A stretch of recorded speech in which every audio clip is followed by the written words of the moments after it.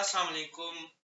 I hope आप सब लोग ठीक होंगे। आज हम इंशाल्लाह बायोस्टैटिस्टिक्स क्रैश कोर्स की 5 जो कि एस्टिमेशन पे है उसकी स्टडी करेंगे। जैसे आप सबको पता है, स्टैटिस्टिक्स बुनियादी तौर पे दो मेन ब्रांचेस में डिवाइड होती है। एक को डिस्क्रिप्टिव स्टैटिस्टिक्स कहते हैं और एक को इन्फ्रेंशियल। इन्फ्रेंशियल में हमारे पास फिर फर्दर दो डिविजन्स हैं। एक हाइपोथेसिस टेस्टिंग है जिसमें हम डिफरेंट टाइप ऑफ टेस्ट जो है वो अप्लाई करते हैं और फिर हाइपोथेसिस को टेस्ट करते हैं। और दूसरा है एस्टिमेशन, जिसमें हम या तो पॉइंट एस्टिमेशन के जरिए या फिर इंटरवल एस्टिमेशन के जरिए प्रेडिक्शंस करते हैं और इन्फ्रेंसेस ड्रॉ करते हैं। तो हमारे पास एस्टिमेटर्स जो होती हैं स्टैटिस्टिक्स में, उसकी दो टाइप्स हैं। एक को पॉइंट एस्टिमेटर कहते हैं। तो ये पॉइंट एस्टिमेटर इसको इसलिए हम कहते हैं कि ये हमें एक सिंगल वैल्यू प्रोवाइड करती है एस्टिमेट के लिए, जिसमें हम अपने पैरामीटर ऑफ इंटरेस्ट को पॉपुलेशन पे जनरलाइज करते हैं कि एक सैंपल से हमें एक सिंगल वैल्यू दी और उसको पॉपुलेशन पे इन्फर कर दिया।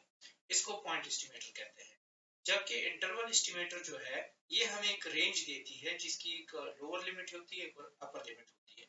और ये रेंज जो इन दो लिमिट्स के दरमियान हमें एस्टिमेट लगाना पड़ता है कि जो वैल्यू हमारे पास सैंपल से आई है तो हम उसको इन्फर करते हैं पॉपुलेशन पे, और फिर उस वैल्यू को हम एक्सपेक्ट करते हैं कि वो इस रेंज के अंदर अंदर फॉल करे। पॉइंट एस्टिमेटर को थोड़ा सा और डिस्क्राइब कर लेते हैं। तो जैसे हमने बताया कि ये एक सिंगल वैल्यू होती है।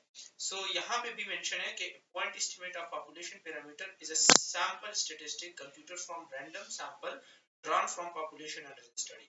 कि जिस पॉपुलेशन को हम स्टडी करना चाहते हैं तो उससे हम एक सैंपल उठाते हैं और उस सैंपल से हम इस स्पेसिफिक वैल्यू को कैलकुलेट करके एस्टिमेट करते हैं और उसको फिर अप्लाई करते हैं पॉपुलेशन पे। इसको पॉइंट एस्टिमेशन कहते हैं।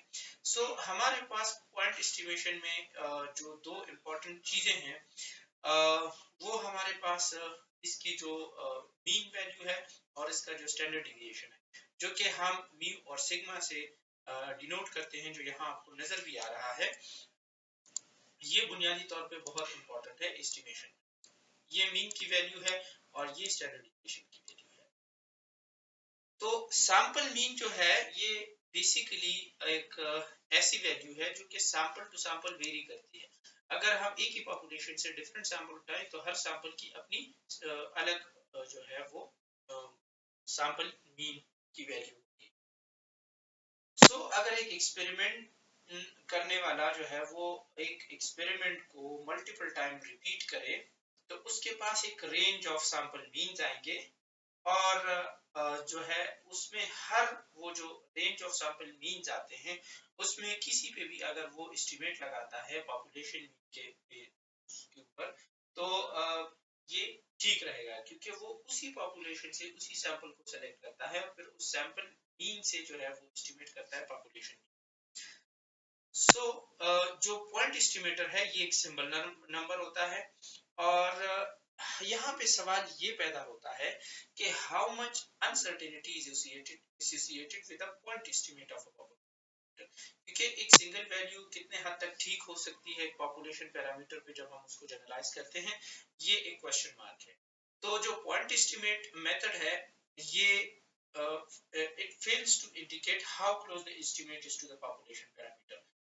अक्सर औकात जो है ऐसे होता है कि हम जो सैंपल जो मीन उठाते हैं और उससे पॉइंट एस्टिमेट करते हैं तो वो पॉपुलेशन पैरामीटर पे जो है वो बिल्कुल क्लोज फॉल नहीं करती, तब वो उसके करीब करीब नहीं होती। इसको हम जो है वो कॉन्फिडेंस इंटरवल एस्टिमेट या फिर इंटरवल एस्टिमेट भी इसको हम कहते हैं, उसके जरिए हम इसको सॉल्व करते हैं, क्योंकि ये हमें फिर एक इंटरवल देता है और हम फिर कह सकते हैं कि जो हमने सैंपल मीन उठाया है और ये एक एस्टिमेट हमने आइडेंटिफाई किया है, तो जो सैंपल मीन है या जो हम इन्फर कर रहे हैं जिन रिजल्ट्स को पॉपुलेशन पे सैंपल से निकले हुए रिजल्ट को जनरलाइज कर रहे हैं पॉपुलेशन पे, तो वो इन जो दो इंटरवल्स हैं हमारे पास इसमें कहीं पे फॉल कर रही होगी।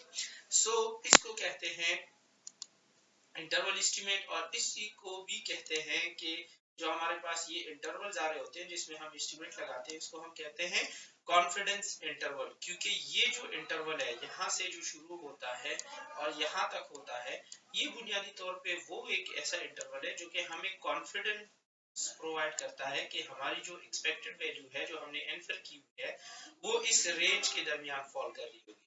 बुनियादी तौर पे इसका एक लोअर कॉन्फिडेंस लिमिट होता है और एक अपर कॉन्फिडेंस लिमिट होता है, और इन दोनों के बीच हमारा जो एस्टिमेट है वो फॉल करता है। सही है। जो लो कॉन्फिडेंस लिमिट है और जो अपर कॉन्फिडेंस लिमिट है, इसके बीच जितना एरिया है, ये विड्थ जो इसकी चौड़ाई है या विड्थ है, ये हमें कॉन्फिडेंस इंटरवल की विड्थ जो है वो बताती है। जो इंटरवल एस्टिमेट है, ये बुनियादी तौर पे ये दो ऐसे इंटरवल्स हमें प्रोवाइड करती है, दो ऐसे नंबर्स हमें प्रोवाइड करती है जिनके दरमियान हम अपनी पैरामीटर को मालूम करने के लिए हमारे पास श्योरिटी होती है कि हमारा पैरामीटर जो है पॉपुलेशन का वो इसमें फॉल करेगा, और जो लेवल ऑफ कॉन्फिडेंस है वो हमें प्रोबेबिलिटी बताती है कि जो अननोन पैरामीटर है हमारे पास, ये इस लिमिट के या लेवल के अंदर अंदर जो है वो इसके चांसेस हैं इसके अकरेंस के। यहाँ पे एक आर्टिकल का एब्स्ट्रैक्ट उठाया गया है और इस एब्स्ट्रैक्ट में आप डिफरेंट चीजें देख सकते हैं। तो इसमें अगर हम रिजल्ट्स के सेक्शन पे आए, जो कि यहाँ से हमारे पास जो है वो यहाँ तक मेनली हम देख लेते हैं, तो इसमें जो अंडरलाइन रिजल्ट्स है हमारे पास जो आपको दिख रहे हैं कि इसमें ऑड्स रेशो का बताया गया है, और ऑड्स रेशो की जो वैल्यू है वो 1.75 है, और उन्होंने कहा कि 95% कॉन्फिडेंस इंटरवल के साथ हम जो हमारे पास इंटरवल है वो है 1.52 से लेकर 2.01 तक। तो अगर इस इंटरवल को हम देखें तो हमारे पास जो ये स्पेसिफिक वैल्यू है वो इस इंटरवल के अंदर अंदर फॉल कर रही है। इस तरीके से जो हमारे पास रिजल्ट्स होते हैं, बुनियादी तौर पे इसमें जो भी हम रिजल्ट्स निकालते हैं तो एक कॉन्फिडेंस इंटरवल के साथ हम एक जो है वो कॉन्फिडेंस लेवल भी प्रोवाइड करते हैं, जो कि हमारे पास अगर हम देखें तो इधर एक 95% का ज्यादातर इस्तेमाल हुआ है। इन तीन रिजल्ट्स के साथ भी देखें, इसमें भी देखें 95% है और इसमें भी देखें 95% है। तो इस पे हम आगे की स्लाइड्स में भी बात करेंगे, लेकिन हमारे पास रिसर्चर में जब भी रिजल्ट्स रिपोर्ट हैं तो कॉन्फिडेंस इंटरवल जो है वो बहुत इंपॉर्टेंट चीज है जो कि उसमें ऐड होती है, ताकि वो हमारे जो ऑडियंस है उनको समझने में आसानी दे सके। जो इंटरवल होता है वो बुनियादी तौर पे हमें एक रेंज ऑफ वैल्यूज प्रोवाइड करता है, और इस रेंज ऑफ वैल्यूज में हमारे पास क्या क्या ऐसी खास चीजें हैं। इसकी खास बात ये है कि it takes into consideration the variation in the sample statistic from sample to sample। जिस तरह लास्ट स्लाइड में हमने एग्जांपल देखी, तो इसमें अगर सैंपल टू सैंपल या वेरिएबल टू वेरिएबल अगर कोई जो वेरिएशन है, तो ये कॉन्फिडेंस इंटरवल उसको सॉल्व करता है, और उसके साथ साथ हमारा कॉन्फिडेंस लिमिट या कॉन्फिडेंस लेवल जो है वो चेंज होता रहता है, क्योंकि हमारे पास वेरिएबिलिटी बिटवीन द वेरिएबल्स या अमंग द वेरिएबल्स भी हो सकती है और अमंग द सैंपल भी हो सकती है। इसकी वजह से उस प्रॉब्लम को सॉल्व करने के लिए हम कॉन्फिडेंस इंटरवल उठाते हैं।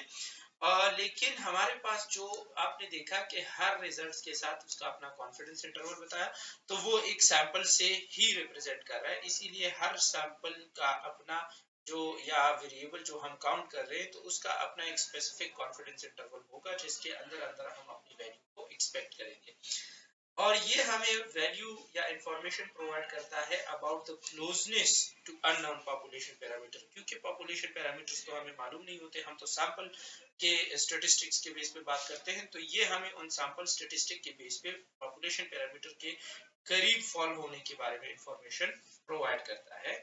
And it is stated in term of level of confidence. हम इसको जो है लेवल ऑफ कॉन्फिडेंस में स्टेट करते हैं। 100% कॉन्फिडेंस हम कभी भी नहीं होते, क्योंकि हमारे पास आइडियल सिचुएशन जो है वो बहुत मुश्किल होती है।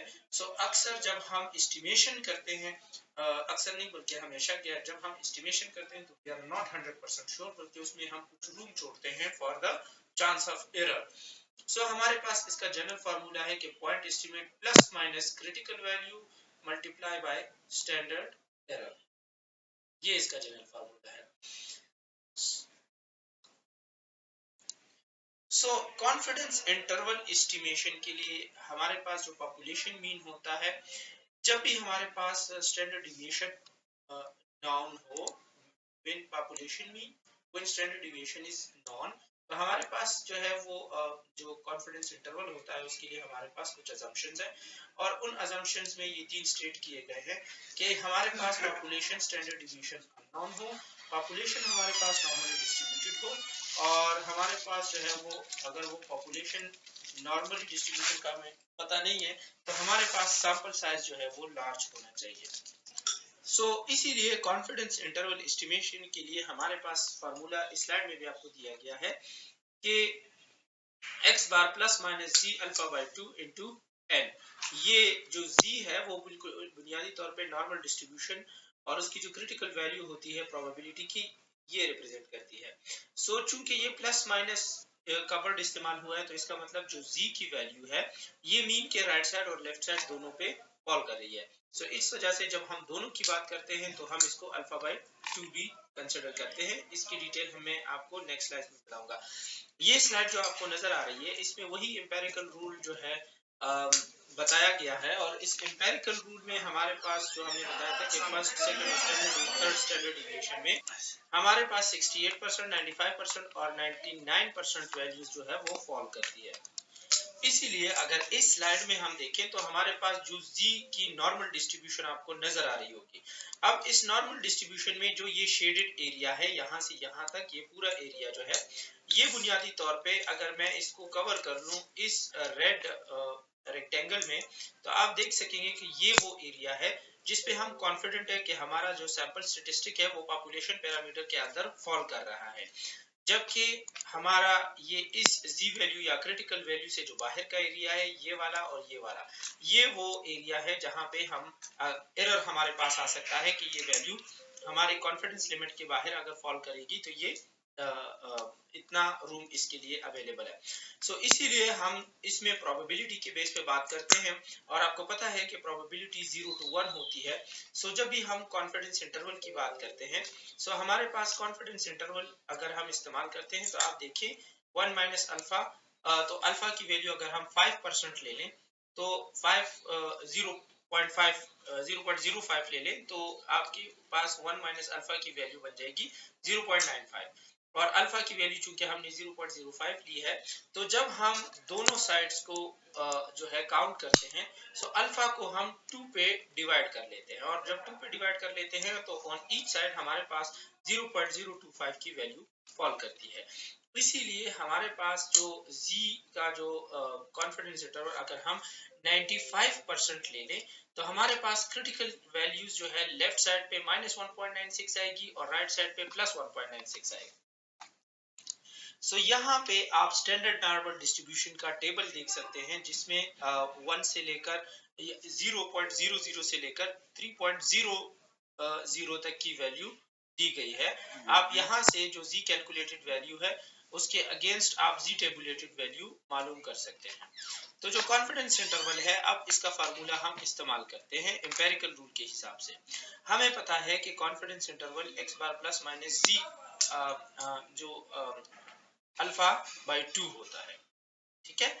और यहाँ पे आप देखें कि इंटरवल जो यहाँ पे उसका फार्मूला जो पिछले वही रिपीट हुआ था कि x bar plus minus 2 into sigma divided by under the root n है। अगर इसको हम और प्रिसाइजली स्टेट करें तो हमारे पास जो इंटरवल की वैल्यू है x प्लस माइनस ये जो z अल्फा बाई 2 हमने कहा था तो जो क्रिटिकल वैल्यू हम यहाँ पे वो स्टेट कर रहे हैं तो 1.96 into sigma divided by under the root n, keeping um, uh, keeping in mind that we are taking 95% confidence interval in a repeated sample. जो कॉन्फिडेंस इंटरवल होता है इसका फार्मूला हमें बताता है कि एक सैंपल डेटा जो हम कैलकुलेट करते हैं वो उस इंटरवल के अंदर हम ऐसी एस्टिमेट लगाएं कि पॉपुलेशन पैरामीटर या पॉपुलेशन मीन को जस्टिफाई कर सके। इसी तरीके से जो हमारे पास कॉन्फिडेंस कोफिशिएंट होता है मतलब 1 माइनस अल्फा की जो वैल्यू होती है ये ऐसी प्रोबेबिलिटी हमें बताती है कि इंटरवल एस्टिमेट जो है that is close to population parameter. और जो थर्ड वाला कॉन्फिडेंस लेवल है तो कॉन्फिडेंस कोफिशिएंट जो है जब हम इसको परसेंटेज में एक्सप्रेस कर लें तो इसको हम कॉन्फिडेंस लेवल कहते हैं। सो ये आपके पास कॉन्फिडेंस इंटरवल का फार्मूला है, x bar minus z alpha divided by 2 multiply by sigma divided by under the root n। ये चूंकि हमने इसको अब उस जो कॉम्प्लेक्स फार्मूला था उसको अलग अलग कर दिया, क्योंकि यहाँ पे आप देखें तो माइनस का साइन है और यहाँ पे आप देखें तो प्लस का साइन है। पहले वो plus minus z alpha divided by 2 था, अब ये अलग अलग साइन के साथ कर दिया है। सो इसका मतलब ये है कि ये जो मीन की वैल्यू हमने इधर लिखी है तो मीन के राइट साइड पे, तो इसीलिए ये वाला सिंबल इस्तेमाल हुआ है। और ये जो साइड है ये मीन का लेफ्ट साइड शो करता है, सो इसीलिए ये मीन से कम का एरिया जो है वो वाला रिप्रेजेंट करता है। सो इसकी कैलकुलेशन के स्टेप्स हमारे पास ये है कि सबसे पहले हम सैंपल स्टेटिस्टिक को कैलकुलेट करते हैं for the estimation of population parameter, और फिर इसमें हम lower limit and upper limit को मालूम करते हैं ताकि हम अपने कॉन्फिडेंस इंटरवल को जो एस्टिमेट हम उस पे लगा रहे हैं उसके लिए इस्तेमाल कर सकें। अगर हम जो इंटरवल एस्टिमेट कंस्ट्रक्ट करना चाहते हैं तो इस बात का ख्याल रखना जरूरी है कि हमारे पास जो स्टैंडर्ड डिविएशन है उसकी कुछ ना कुछ एस्टिमेशन हो, क्योंकि जो वेरिएबिलिटी ऑफ द पॉपुलेशन है वो हमें उसका अंदाजा हो कि जिस पॉपुलेशन से हम सैंपल ड्रॉ कर रहे हैं उसमें कितनी वेरिएबिलिटी है। इसके साथ साथ हमारे पास जो है वो स्टैंडर्ड एरर भी रिक्वायर होता है, और स्टैंडर्ड एरर का जो फार्मूला है वो है sigma divided by under the root n। ये उसका फार्मूला है। लास्ट ईयर भी जो है पेपर में ये एमसीक्यू आया था और एक क्वेश्चन दिया गया था, उसमें कहा था कि स्टैंडर्ड एरर कैलकुलेट करके बताएं, तो ये फार्मूला इस्तेमाल किया जा सकता है। सो जनरली हमारे पास जो सैंपल स्टैंडर्ड डिविएशन होता है वो एज एन एस्टिमेट यूज किया जाता है फॉर पॉपुलेशन पैरामीटर। अगर हमारे पास एक सैंपल साइज बड़ा हो तो हम अज्यूम करते हैं कि जो हमारे पास कॉन्फिडेंस लिमिट है वो इतने रीजनेबल है, मतलब कि वो पॉपुलेशन पैरामीटर पे जस्टिफाई हो सकते हैं। अगर हमारे पास सैंपल साइज छोटा है जहां पे फॉर एग्जांपल सैंपल साइज 30 से कम है तो हम फिर टी डिस्ट्रीब्यूशन या टी टेस्ट अप्लाई करते हैं, और ये भी अगेन इसमें हम सैंपल स्टेटिस्टिक को एज अ एस्टिमेट यूज करते हैं फॉर पॉपुलेशन पैरामीटर। जैसे मैंने पिछले स्लाइड में बताया कि लेवल ऑफ कॉन्फिडेंस जो है वो एक ऐसी प्रोबेबिलिटी है जो हमें अननोन पॉपुलेशन पैरामीटर के बारे में कॉन्फिडेंस प्रोवाइड करती है अगर हम 100 ट्रायल्स किसी एक्सपेरिमेंट के करें।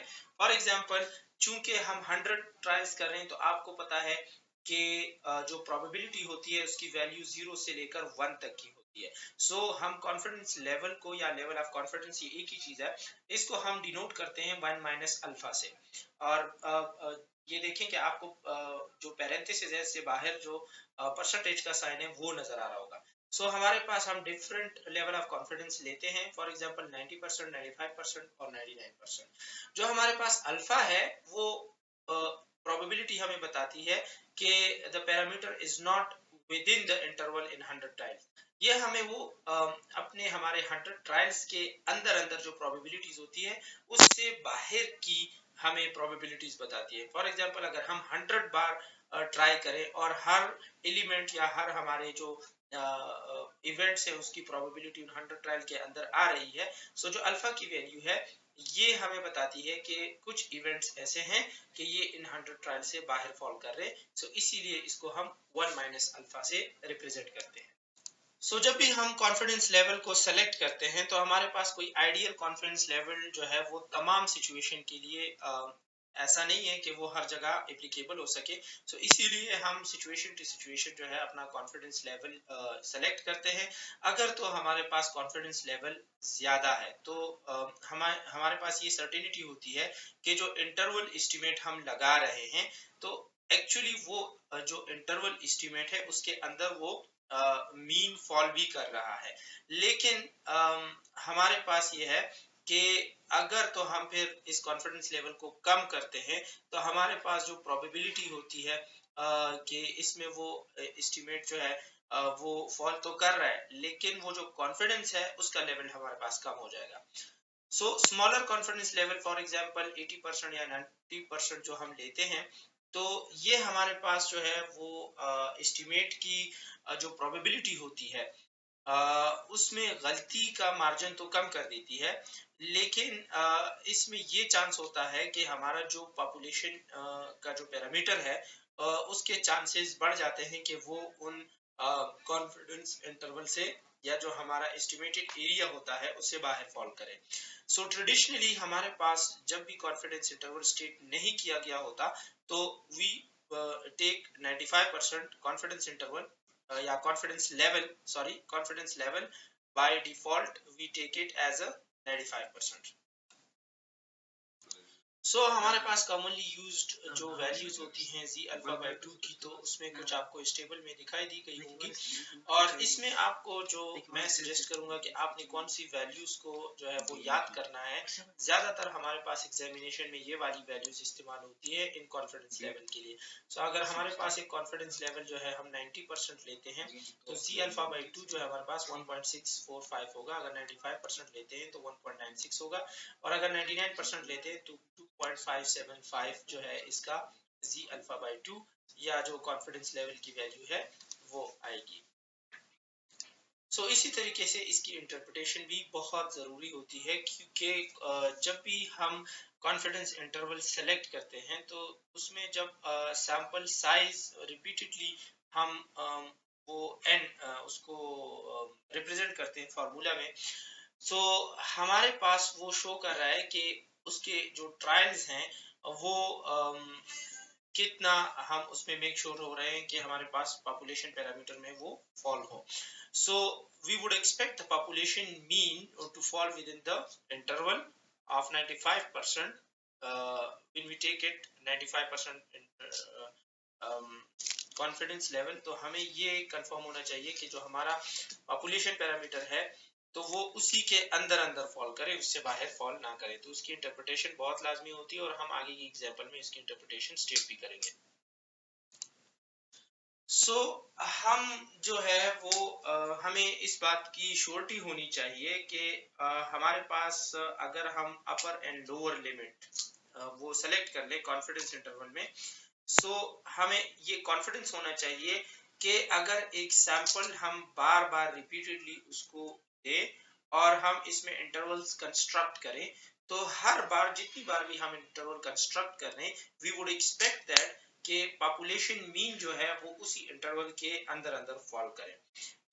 The values are called lower and upper confidence limit. जो दो वैल्यूज होती हैं अपर और लोअर, इसको हम कॉन्फिडेंस लिमिट्स कहते हैं क्योंकि उन कॉन्फिडेंस लिमिट के अंदर अंदर हमारे पास वो वैल्यू फॉल कर रही होती है। अब ये एक एग्जांपल है और इसको आप देख लें कि if we wish to estimate the mean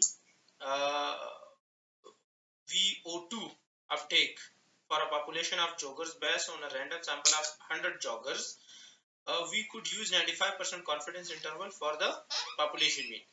हम एक रैंडम सैंपल लिया गया है 30 जॉगर्स का और उसमें जो है वो x बार 47.5 ml पर kg है, जबकि हमारे पास जो s की वैल्यू है वो 4.8 ml पर kg है जो स्टैंडर्ड डिविएशन की है। हम जब 95% कॉन्फिडेंस इंटरवल सेलेक्ट करते हैं तो अब आते हैं और मीन के दोनों साइड पे हम अपना जो कॉन्फिडेंस लिमिट्स हैं उसको कैलकुलेट करते हैं। उनकी वैल्यूज हमने इसमें पुट कर दी है। हमारे पास x की वैल्यू भी है, ठीक है, हमने पहले फार्मूला स्टेट किया। अब हमारे पास जो है फार्मूला के बाद हमने x की वैल्यू इसके अंदर डाली, फिर जो है z अल्फा बाय 2 की वैल्यू डाली, फिर हमारे पास चूंकि स्टैंडर्ड डिविएशन या जो सिग्मा है उसकी वैल्यू आ गई और इसके बाद हमारे पास जो है वो हमने अपने सैंपल की स्क्वायर रूट को ले लिया तो उसकी वैल्यू हमने पुट कर ली। हमें पता है कि चूंकि x बार की वैल्यू तो यही है, बाकी रिमेनिंग पार्ट को जो हमने सॉल्व कर लिया तो हमारे पास प्लस माइनस 1.718 आता है। 47.5 से एक बार इसको प्लस करेंगे और एक बार इसको माइनस करेंगे तो हमारे पास ये दो वैल्यू आएगी और ये हमारे पास वो कॉन्फिडेंस लिमिट शो करती है कि जो 45.75 है और 49.22 की जो वैल्यू है, इसमें जो 45.78 है ये लोअर लिमिट है जबकि 49.22 जो है ये upper limit of the confidence limit है। सो इसको हम ऐसे इंटरप्रेट करते हैं कि we are 95% confidence that in the long run the interval constructed in such a way that it will contain the population mean, कि जो हमने इंटरवल कंस्ट्रक्ट किया है इसके अंदर अंदर हमारा पॉपुलेशन मीन फॉल करेगा। अब हमारे पास बुनियादी तौर पे एक और एग्जाम्पल को सॉल्व करते हैं। नीचे की स्लाइड में जाते हैं और ये देखें कि इसमें जैसे लास्ट स्लाइड में हमने जो है वो 95% कॉन्फिडेंस इंटरवल सेलेक्ट किया था, अब इसमें उसी एग्जांपल में हम 99% जो है हमारा कॉन्फिडेंस इंटरवल हम सेलेक्ट करते हैं। तो हम इसमें वो वैल्यूज पुट करते हैं और आपने जो टेबल देखा था कि उसमें हमारे पास 99% कॉन्फिडेंस इंटरवल अगर हम लेंगे तो उसका अल्फा वैल्यू 2.575 आएगा। इस अल्फा वैल्यू को जब हम पुट करते हैं अल्फा बाई 2 की वैल्यू को और हम इसको कैलकुलेट करते हैं उसी तरीके से, तो हमारे पास जो वैल्यूज हैं कॉन्फिडेंस लिमिट है वो चेंज हो जाएगी। जो लोअर लिमिट था लास्ट स्लाइड में वो 45.78 था, जबकि यहाँ पे जैसे हमने कॉन्फिडेंस इंटरवल बढ़ा दिया तो ये लिमिट जो है वो श्रिंक हो गया। आप देखें कि वो हमारे पास 45 से शुरू होके 49 पे जाता था लोअर एंड अपर लिमिट, और इसमें ये लिमिट श्रिंक हो गई है। ये शुरू होती है 46.26 से और खत्म होती है 48.75 पे। इसका मतलब ये है कि जब हम कॉन्फिडेंस इंटरवल बढ़ाते हैं तो हमारे पास जो कॉन्फिडेंस लिमिट होती है वो रिस्ट्रिक्ट हो जाती है, वो कम हो जाती है। और इसकी इंटरप्रिटेशन हम ऐसे करेंगे कि जब हम 95% कॉन्फिडेंस इंटरवल लेते हैं, so we are 95% we are 99% confidence, जब हम 99% कॉन्फिडेंस इंटरवल लेते हैं, इसको मैं रिपीट कर रहा हूँ कि अगर हम 99% कॉन्फिडेंस इंटरवल लेते हैं तो वी आर 99% कॉन्फिडेंस कि हमने जो इंटरवल कंस्ट्रक्ट किया है तो उसके अंदर हमारा पॉपुलेशन मीन फॉल करेगा। जैसे मैंने पहले स्लाइड में आपको बताया था कि जो हमारे पास अपर एंड लोअर कॉन्फिडेंस लिमिट होती है इसके दरमियान जितना भी एक विड्थ होती है इसको हम width of the confidence interval कहते हैं, और ये हमारे पास एस्टिमेशन की एक्यूरेसी को रिप्रेजेंट करती है। ऐसे कौन से फैक्टर्स हैं जो कि इंटरवल के विड्थ को इफेक्ट करते हैं? आपको फार्मूला से बिल्कुल क्लियर नजर आ रहा है कि हमारे पास जो है दो ऐसी चीजें हैं जो एक दूसरे को इफेक्ट करती है। एक तो ये है कि डेटा में वेरिएशन जो हम बेसिकली स्टैंडर्ड डिविएशन के जरिए मेजर करते हैं, सिग्मा की वैल्यू के जरिए मेजर करते हैं, ये जो है आपकी कॉन्फिडेंस इंटरवल की विड्थ को इफेक्ट करती है और ये डायरेक्टली इफेक्ट करती है। जबकि हमारे पास जो सैंपल साइज है तो ये बुनियादी तौर पे इनवर्सली प्रोपोर्शनल है और ये इनवर्सली कॉन्फिडेंस इंटरवल के विड्थ को इफेक्ट करती है, जो कि जबकि लेवल ऑफ कॉन्फिडेंस जो है जो 1 माइनस अल्फा है ये भी डेफिनेटली इसके विड्थ को इफेक्ट करती है, क्योंकि आपको पता है कि अगर हम 99% या 95% इस तरह की वैल्यू लेंगे तो इसका विड्थ जो है वो चेंज हो जाएगा, और आपने पिछले स्लाइड्स के एग्जांपल में इसको नोट किया था। अब सवाल ये पैदा होता है कि क्या नैरो कॉन्फिडेंस इंटरवल इंपॉर्टेंट होती है? बिल्कुल, हमारे पास नैरो कॉन्फिडेंस इंटरवल जो है उसकी वैल्यू तो बहुत अच्छी होती है, मतलब ये है कि it is of great value, important होती है, बट ये हमारे पास जो अननोन पॉपुलेशन पैरामीटर है इसमें हमारे पास जो एरर के लिए रूम होता है उसको कम कर देता है। मतलब ये है कि हमारे पास अगर एरर होगा तो हमारा जो कॉन्फिडेंस है वो टूट जाएगा। इसीलिए हम 99% कॉन्फिडेंस इंटरवल जब भी सेलेक्ट करते हैं तो हमारे पास एरर के जो चांस, जो एरर के लिए जो स्पेस है वो कम हो जाता है।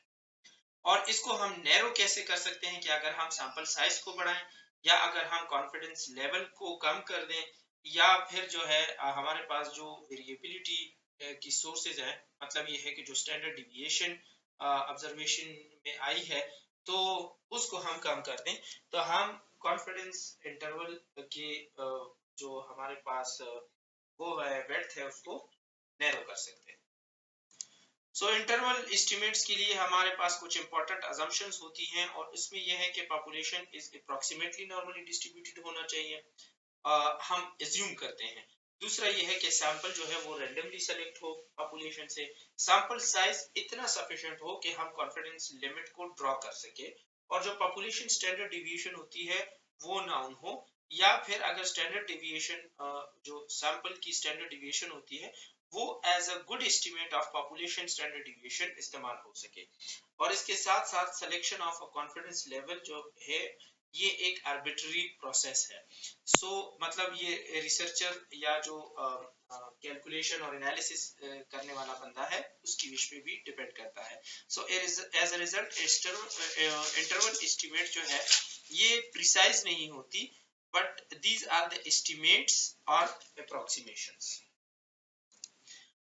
हमारे पास अगर हम देखें कि एम्पेरिकल रूल की जो हमने बात की थी कि अगर तो हम कॉन्फिडेंस इंटरवल जितना उसकी वैल्यू को कम लेते हैं तो हमारे पास एरर के चांसेस बढ़ जाते हैं, और जो हमारे पास कॉन्फिडेंस इंटरवल है वो बुनियादी तौर पे नैरो होता जाता है।